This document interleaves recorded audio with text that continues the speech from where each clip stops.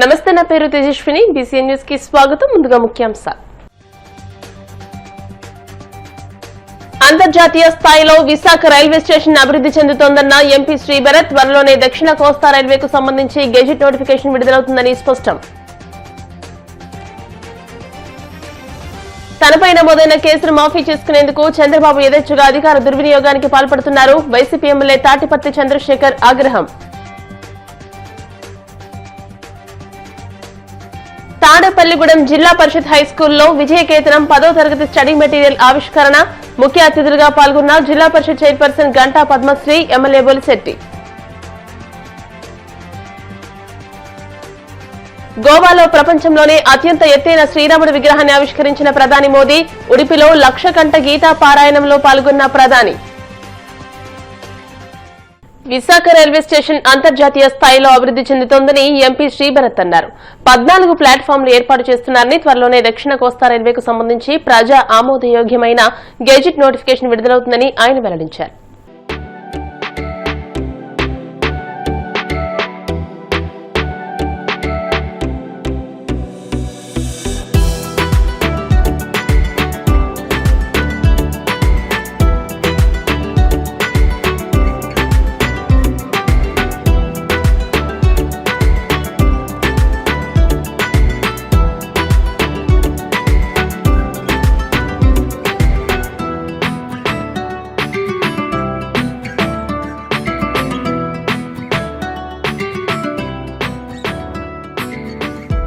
ఎంఆర్డీఏ the deck building లో కొత్త railway zone వాళ్ళ ఆఫీస్ రెనోవేషన్ ఎక్కడ దాకా వచ్చిందని చూడడానికి రావడం జరిగింది. ఫ్లోర్ 6, ఫ్లోర్ 7 లో రైల్వే జోన్ కి ఇక్కడ కేటాయించడం జరిగింది.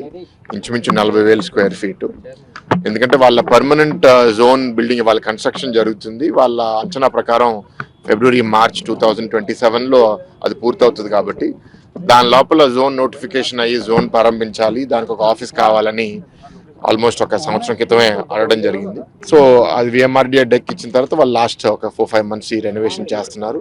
మంచి షేప్కి వచ్చింది. 6వ ఫ్లోర్, 7వ ఫ్లోర్ కూడా 4 రోజుల్లో పూర్తయిపోతుంది. జోన్ నోటిఫికేషన్ ఈ ఆఫీస్ తో పాటు జరగడం, లేకపోతే ఈ ఆఫీస్ ప్రారంభించేసిన కొద్ది వారాల్లో జరగడం అనేది జరుగుతుంది.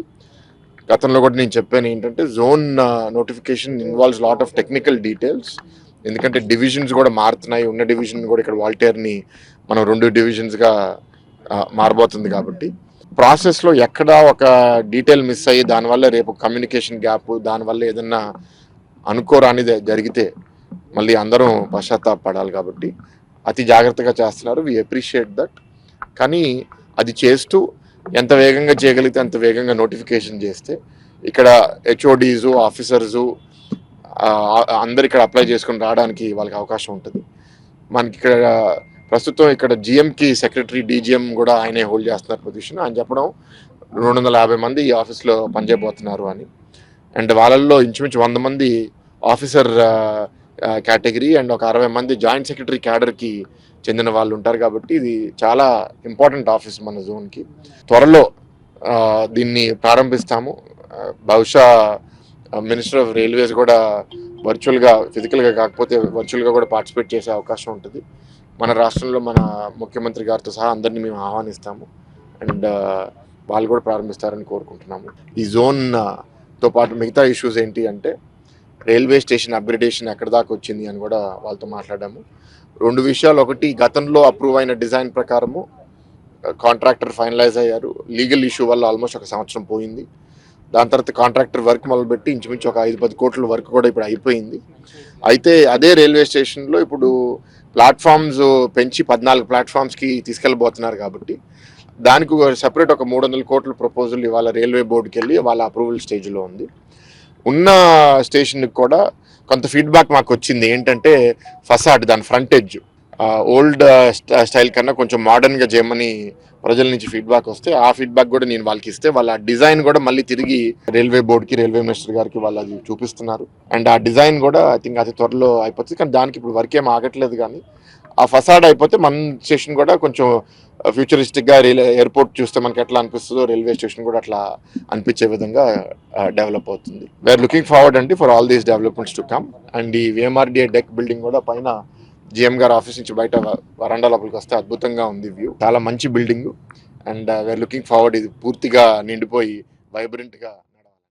తనపై నమోదైన కేసులు మాఫీ చేసుకునేందుకు సీఎం చంద్రబాబు యథేచ్ఛగా అధికార దుర్వినియోగానికి పాల్పడుతూ బెయిల్ నిబంధనలు ఉల్లంఘిస్తున్నారని వైసీపీ రాష్ట్ర అధికార ప్రతినిధి ఎమ్మెల్యే తాటిపత్తి చంద్రశేఖర్ ఆగ్రహం వ్యక్తం చేశారు. తాడేపల్లి వైసీపీ కేంద్ర కార్యాలయంలో ఆయన మీడియాతో మాట్లాడుతూ అనారోగ్య కారణాలు చూపి జైలు నుంచి బెయిల్పై బయటకు వచ్చిన చంద్రబాబు ఇప్పుడు కుతంత్రాలతో తనపై నమోదైన కేసులు మాఫీ చేసుకుంటున్నారని ఆక్షేపించారు. అందుకు ఆ కేసులపై ఫిర్యాదు చేసిన కేసులు నమోదు చేసిన అధికారులను బెదిరించి ప్రలోభపెట్టి వారితోనే విత్డ్రా చేయించుకుంటున్నారని ధ్వజమెత్తారు.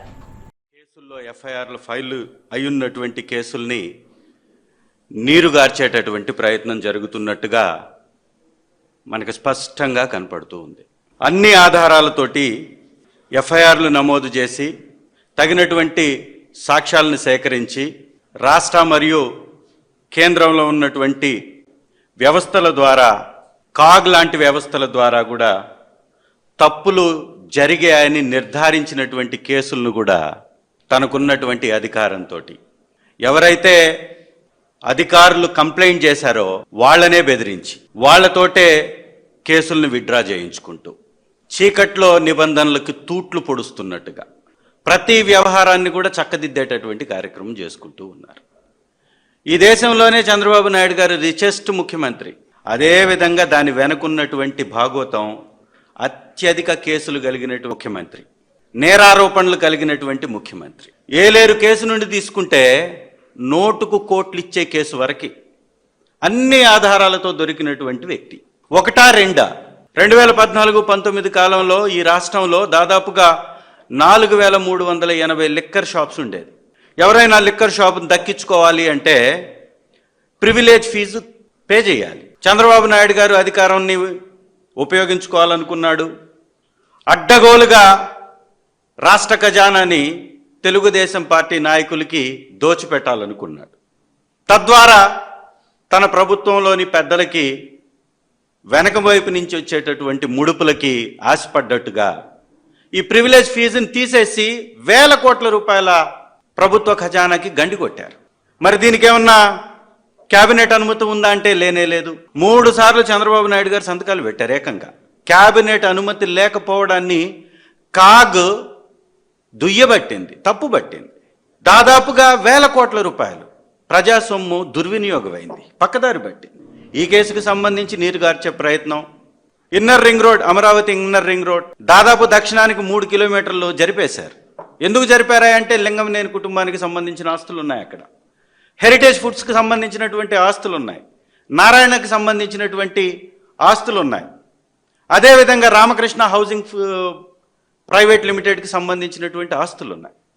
ఈ ఆస్తులన్నిటికీ దగ్గరలోకి, మధ్యలోకి ఈ ఇన్నర్ రింగ్ రోడ్ని జరిపేసి కోట్ల రూపాయల విలువని వాళ్ళ ఆస్తులకు పెంచేసుకునేటటువంటి కార్యక్రమం జరిగింది. ఇది స్పష్టంగా ప్రతి ఒక్కరికి తెలుసు. మొదటి అలైన్మెంట్ ఎక్కడుంది, రెండవసారి అలైన్మెంట్ ఎందుకు జరిగింది, దీనివలన ప్రభుత్వానికి నష్టం జరిగింది. అలైన్మెంట్ పెరగడం వల్ల 3 కిలోమీటర్ల దక్షిణానికి జరిగింది. మరి ఈ కేసును కూడా నీరుగార్చేటటువంటి ప్రయత్నం. మాక్ అసెంబ్లీ అని నిర్వహిస్తే ఏం చెప్పాలండి? ప్రభుత్వం బాధ్యత కలిగినటువంటి ప్రభుత్వం హుందాతనాన్ని నేర్పించాలి పిల్లలకి, ఒక సిస్టమ్ని నేర్పించాలి. కానీ వాళ్ళు నేర్పిస్తుంది ఏంది? శ్రీ జగన్మోహన్ రెడ్డి గారి మీద ఒక విషాన్ని నింపటం, వైఎస్ఆర్ కాంగ్రెస్ పార్టీ మీద నిందలు వేయడం. నిజంగా మాక్ అసెంబ్లీలో చెప్పేవాళ్ళు ఏం చెప్పాలండి? ఒకవేళ చరిత్రను గురించి చెప్పాల్సి వస్తే రామారావు గారికి మైకి ఇయ్యనటువంటి చరిత్రను చెప్పాలిగా. కష్టపడి 200 సీట్లు పైన సాధించుకున్నటువంటి రామారావు గారికి వెన్నుపోటు ఎలా పొడిచారో చెప్పాలిగా. అసెంబ్లీ సాక్షిగా మైక్ అడిగినా కూడా ఎలా ఆయన్ని అవమానపరిచారో చెప్పాలిగా. ఏం నేర్పిస్తున్నారు మీరు? బూతులు మాట్లాడుతున్నటువంటి తెలుగుదేశం నాయకుల గురించి చెప్పొద్దా? స్పీకర్ స్థానంలో ఉన్నటువంటి వ్యక్తి స్పీకర్ స్థానం నుంచి దిగిన తర్వాత మాట్లాడుతున్నటువంటి ప్రతిపక్ష నేతను కానీ ఎమ్మెల్యేలు కానీ పందులతోటి జీతాల మీద తప్పులుగా మాట్లాడుతున్నటువంటి వ్యక్తుల గురించి చెప్పాలా లేదా? ఎన్కౌంటర్ చేయాలని ఒకరంటారు, ఇవన్నీ చెప్పాలా లేదా? సో వ్యవస్థలని పూర్తిగా నిర్వీర్యం చేస్తున్నటువంటి చంద్రబాబు నాయుడు గారు ఒక విధంగా ప్రజాస్వామ్యం మీద, రాజ్యాంగం మీద దాడి చేస్తున్నారని ఈ సందర్భంగా పశ్చిమ గోదావరి జిల్లా తాడేపల్లిగూడెం జిల్లా పరిషత్ హై స్కూల్లో విజయకేతనం 10వ తరగతి స్టడీ మెటీరియల్ ఆవిష్కరణ మహోత్సవ కార్యక్రమం జరిగింది. ఈ కార్యక్రమానికి ముఖ్య అతిథులుగా జిల్లా పరిషత్ చైర్పర్సన్ గంటా పద్మశ్రీ, ప్రభుత్వ విప్ ఎమ్మెల్యే బొలిశెట్టి శ్రీనివాస్ హాజరై పుస్తకాన్ని ఆవిష్కరించారు. ఈ సందర్భంగా వారు మాట్లాడుతూ ప్రతి విద్యార్థి దీనిలో పాఠ్యాంశాలను చదవడం ద్వారా అత్యధిక మార్కులు సాధించగలుగుతారని అన్నారు. ప్రైవేటు పాఠశాలలకు దీటుగా ప్రభుత్వ పాఠశాలను తయారు చేస్తున్నామని అన్నారు. తాడేపల్లిగూడెం నియోజకవర్గాన్ని విద్యా హబ్, క్రీడా హబ్ గా మారుస్తామని తెలియజేశారు. మంచి ఉద్దేశంతో గత సంవత్సరం ప్రభుత్వ పాఠశాలలో జాయిన్ చేయాలంటే భయపడే పరిస్థితి నుంచి ఇవాళ ప్రభుత్వ పాఠశాలలో జాయిన్ అయితే బాగుండే పరిస్థితి తీసుకొచ్చినటువంటి ఇక్కడ ఉన్నటువంటి స్టాఫ్ ముందు మెయిన్ అందరూ కూడా ఏదైతే హెడ్ మాస్టర్స్ కానీ మాస్టర్స్ కానీ టీచింగ్ స్టాఫ్ ముందు ఆధారంగా భావించారు. ఎంత ఎంకరేజ్ చేసినా మీరు సరిగ్గా పని చేయకపోతే ఈ స్కూల్లో ఎవరు జాయిన్ అవ్వరు. అలాంటి పరిస్థితి నుంచి ఇవాళ 60% నుంచి 85% రావడానికి మా ప్రసాద్ ఆ రోజు మొన్న లాస్ట్ ఇయర్ దాదాపు ఈ తాడేపల్లి పట్టణంలో 1750 బుక్స్ ని ఇచ్చి పిల్లలందరికీ మంచి పర్సంటేజ్ రావడానికి ఆ దంపతులందరూ చేసిన కృషికి వారిని తాడేపల్లి పట్టణం తరఫున, కాన్స్టిట్యూన్సీ తరఫున, జిల్లా తరఫున కూడా చాలా మంది జడ్జి ఉన్నారు. ఎవరు కూడా ఎక్కడ ఇవ్వలేదు. మీరు చూసారు ఈ తాడేపల్లి పట్టణమే కాదు జిల్లా అంతా కూడా మన ఉమ్మడి పశ్చిమ గోదావరి జిల్లాతో పాటుగా పక్క జిల్లాలు కూడా ఇవాళ మనం ఈ బుక్స్ ని పంచిపెట్టే అవకాశం అడిగారంటే అది ఎంతో కష్టపడి ఈ బుక్ తయారు చేసినటువంటి ఇప్పుడు విద్యావేత్తలు అందరూ కూడా పిల్లల భవిష్యత్తు దృష్టిలో పెట్టుకుని తయారు చేసింది. తాడేపల్లి పట్టణంలో ఉన్నటువంటి మున్సిపల్ హై స్కూల్ అన్నింటిలో కూడా నేను ఈ బుక్ ని ఈ సంవత్సరం కాపీ చేసిన అవకాశం ఇవ్వమని అడుగుతాను. దీన్ని నేను కాపీ చేసుకుని మా బుక్స్ లో ఉన్న మా టీచర్స్ కి మా ద్వారా పిల్లలందరికీ ఇస్తాను మీ పర్మిషన్ తో అని చెప్పి కూడా జిల్లా పరిషత్ చైర్మన్ గారి పర్మిషన్ తో అడుగుతాను.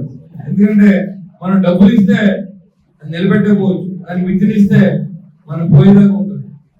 పిల్లలకు శ్రద్ధ ఉండాలి, ముందు తల్లిదండ్రులు శ్రద్ధ ఉండాలి, వాళ్ళ మీద కాన్సన్ట్రేషన్ ఉండాలి. ఇవాళ సెల్ ఫోన్లు వచ్చినాయి, సెల్ ఫోన్ తోనే సగం టైం పిల్లలు స్పెండ్ చేస్తూ ఉన్నారు. మా ఇంట్లో కూడా చూస్తున్నాను నేను. కాబట్టి ముందు సెల్ ఫోన్ మీరు దూరంగా ఉండండి. ఏదైనా మీకు 10th క్లాస్ అనేది మీరు ఎటేళ్లలో నిర్ణయించారు. ఎందుకంటే మీ జీవితాన్ని మీకు లక్ష్యం గమ్యం చేర్చాలంటే 10th క్లాస్ అనేది మీరు పాస్ అవ్వాలి ఖచ్చితంగా. అక్కడే మీ టాలెంట్ బయట రావాలి. ఏదో అత్యంత మార్కులతో పాస్ అయ్యి మంచి కాలేజీలో రాక ప్రైవేట్ కాలేజీలో డబ్బులు చదివి మరి వచ్చిదాన్ని జీవితంలో మనం కష్టపడకుండా కంటే ఇప్పుడు ఈ రోజే మనం ఈ రోజు నుంచి మరి ఇలా విజయకేతనం అనే బుక్ ద్వారా ఇక్కడ ఉన్నటువంటి నిపుణులైన టీచర్స్ అందరూ మీరు ఎక్కడ కూడా బయట స్కూల్ చదువుతారు. మీరు 10th క్లాస్ ఇంటర్మీడియట్ చదివిన కూడా మీకు విద్య బోధిస్తారు. కానీ ఒక గవర్నమెంట్ స్కూల్స్ బీఈడి చదివిన వ్యక్తులు, ఎంఈడి చదివిన వాళ్ళు ద్వారా మీరు టీచింగ్ పొందరు. అంటే అన్ని అర్హతలు ఉంటాయి ఈ స్కూల్లో. ఏదేమైనప్పుడు కూడా తాడేపల్లి స్కూల్లో జాయిన్ అవ్వాలంటే రికమెండేషన్ కావాలి. ఇక్కడ ఎమ్మెల్యే లేకపోతే మినిస్టర్ చెప్తారు కానీ జాయిన్ అవ్వే పరిస్థితికి ఈ స్కూల్ తీసుకోవడం నా ఉద్దేశం. అంటే మన స్కూల్లో చదివిన ప్రతి విద్యార్థి టాపర్ గా మిగలాలనేది నా ఉద్దేశం. దాన్ని అది మీరందరికీ ఇక్కడ మంచి భవిష్యత్తు రావడం కోరిక, అంటే అంతగానే లేదు. నాకు దానివల్లే ఒరిగిపోదు. మీరు నిజంగా వచ్చినా నాకేం రాదు. కానీ మీ భవిష్యత్తు తాడేపల్లి అంటే నేను ఎక్కడికి వెళ్ళినా, ఏ కంట్రీకి వెళ్ళినా అక్కడ తాడేపల్లి నుంచి ఒకటి వచ్చినా కలుస్తూ ఉంటారు. మరి అలాంటి స్థితిలో మీరు అందరూ ఉండాలని ఇవ్వడానికి ముఖ్య ఉద్దేశం ఏంటంటే చదువుతోనే మనం ఏదైనా సాధించగలం. చదువుకుంటే ఎక్కడైనా మనం బ్రతకగలం. గౌరవం, మర్యాదలు కూడా ఆ చదువుతోనే వస్తాయి. కాబట్టి నేను పెద్దగా చదువుకోలేదు, ఆ చదువు విలువ తెలిసింది కాబట్టి నేను ప్రతి పేదవాడికి కూడా ఈ బుక్ కొనుక్కోలేదు. కాబట్టి ఈ బుక్ ఇవ్వాలనే ముఖ్య ఉద్దేశంతో ఇలాంటి కార్యక్రమం మేము చేపట్టడం జరిగింది. గత 2 సంవత్సరాలుగా ఇస్తున్నాము. ఇది 3వ సంవత్సరం. ఒక మామూలుగా ఏదో సాదాసీదాగా ఉండే క్వశ్చన్స్ కాదు ఇవి. మొత్తం కూడా 40 మంది ఎక్స్పర్ట్ని అందరినీ కూడా కూర్చోబెట్టి ఒక మీటింగ్ వేసుకొని ఏవైతే మంచి క్వశ్చన్స్ ఉన్నాయో అవన్నీ వాళ్ళకి తెలుసు కాబట్టి వాళ్ళు తయారు చేశారు. వాళ్ళకి ముందుగా ధన్యవాదాలు తెలియజేసుకుంటున్నానండి. వాళ్ళు ఎంతో కష్టపడి ఈ బుక్కి చేయడం అనేది చాలా వాళ్ళు కూర్చుంటేనే ఇది అయింది కాబట్టి వాళ్ళకి ప్రత్యేకమైన ధన్యవాదాలు తెలియజేసుకుంటాను. ఇప్పుడు కాసేపు ప్రకటనలు.